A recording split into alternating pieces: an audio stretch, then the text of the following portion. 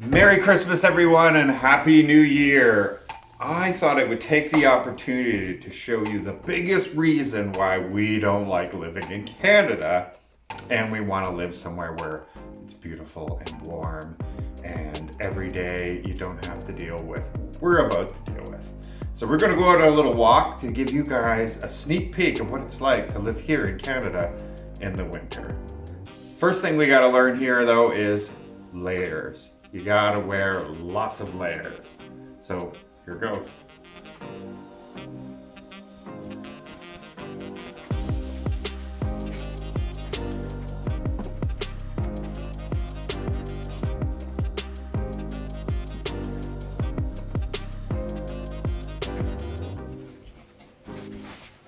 This is my inner jacket.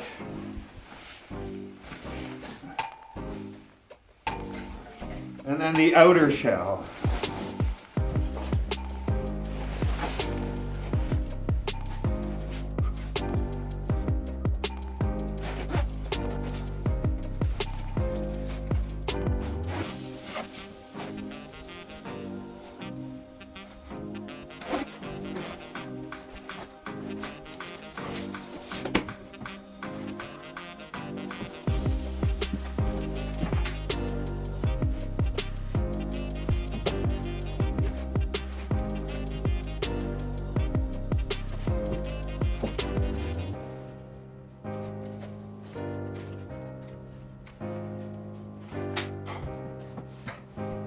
Don't I look great?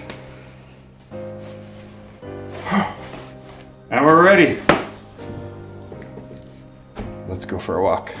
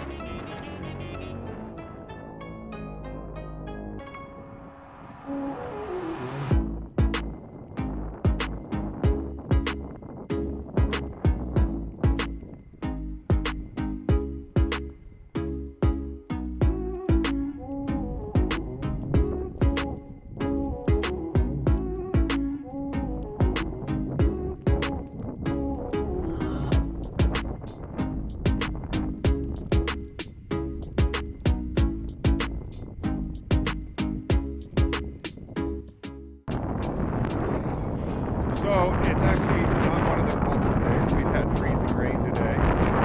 It's near zero. It's about -4 right now. But we can go as low as like -50. So it's a horrific place to be. At times, the bigger cities, concrete jungle of it all, concrete jungle, will make it very warm. So it'll melt a lot easier, but even if they get a big snowfall, it just shuts the whole city down. But here, as you can see, people are still out driving. We are under full lockdown. It's called gray zone for the entire province of 15 million people. And that means only grocery stores and pharmacies are open. A few places you're allowed to do roadside pickup, where you can order ahead and they'll bring it out to your car. But other than that, everything else must be closed. Restaurants, they can do takeout and delivery, but there's no dining or anything like that. There's not much you can do. You're not supposed to socialize with people outside, other than people that are in your household. They can't come into your house, and it's pretty strict. And it's for another something like 25 days left. So we'll see how bad it is, how long it goes, because the last time they told us that, it lasted 6 months almost, I think 5 months. Pretty crazy.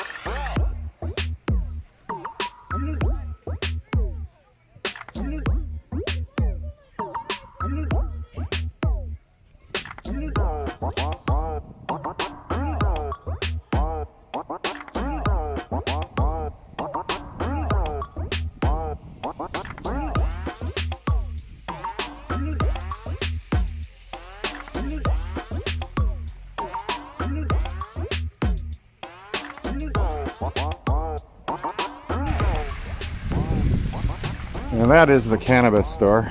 As you can see, there's a line there with people. It is considered essential, so you can buy your marijuana.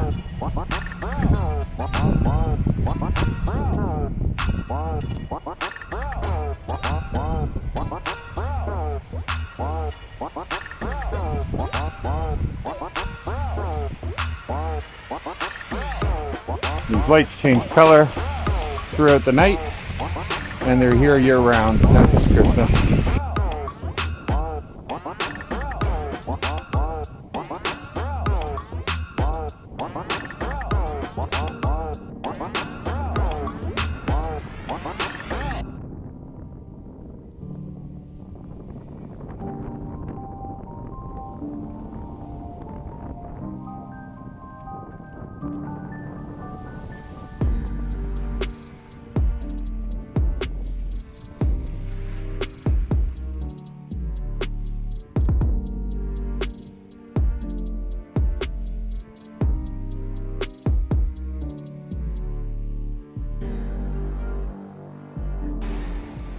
So this is a college town, and therefore there's a lot of bars here and a lot of nightclubs.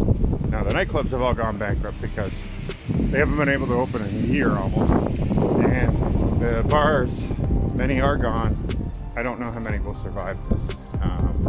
Even when they were allowed to have 10 people, that was for only about a month, maybe 2 months. And then in the summer they had some outdoor patio stuff, but it's nothing compared to what they used to get. So I don't know what's going to happen here, but they do get about 85,000 students that come every year to go to school here at the university.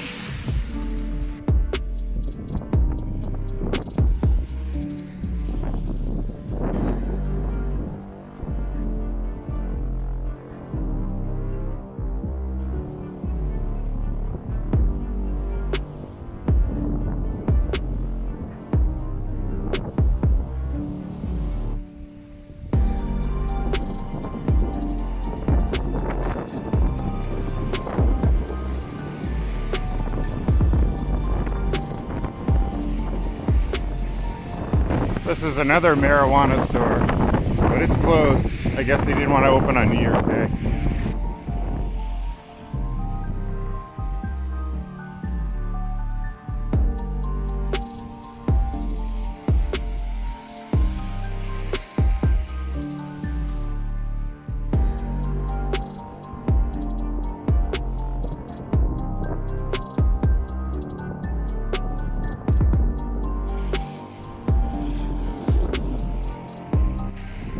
Just before our last lockdown, we were red zone, so we were allowed 10 people in any restaurant. And so we were lucky enough to get a spot in here for about 20 minutes before they closed, because everything has to close by 10 p.m. And it was like 9:40, so we got lucky there. So what I was saying back there though, it's not just your family you can socialize with, it's even worse than that. It's only your household. They do have an exception If someone lives alone, they're allowed to join one other household during the 28 days for mental health reasons. But other than that, households are not allowed to mix, even though they might be family. And you see with skating and that, they have a security there. You're a group, one family, one house. You're allowed to skate together. You're not supposed to get near each other. But that's pretty much the only social thing I've seen. I saw this article in the newspaper today, and it was saying they're going after people that are tobogganing, which is sliding down the hill, and skating in Toronto. So kind of depends where you are and how much they'll allow you to do.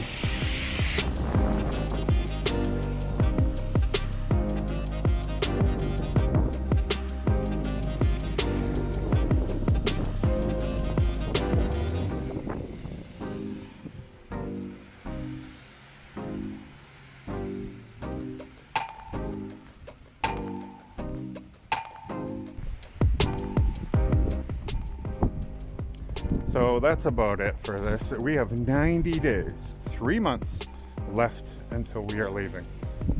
We aren't sure what's going to happen with going to the Philippines right now yet. It depends if they open it. And we also have problems with Bianca's mother. She has a passport from Philippines when she came here. She doesn't have her birth certificate. So we applied to get a replacement for her. They can find no birth records for her. And the government's kind of given up at the embassy.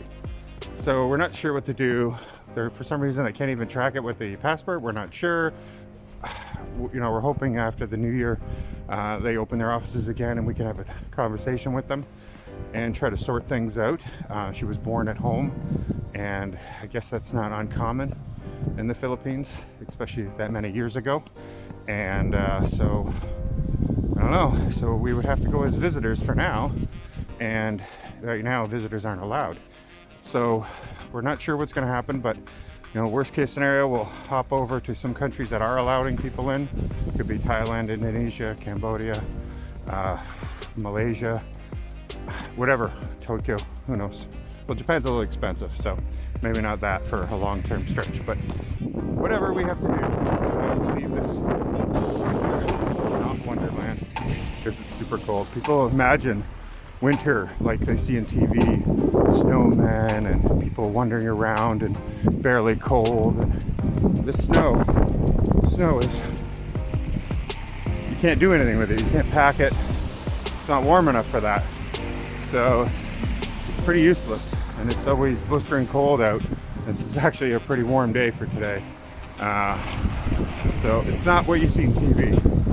And I get it, no matter where you are, the grass is always greener on the other side, but I've spent a lot of time in Costa Rica and other warm destinations in the winter and for long term, and I loved it much better there. I'm just not the winter type person, I think.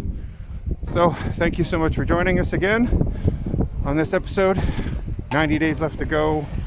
Really excited to leave all this behind. Don't forget to hit subscribe and like. See you again soon.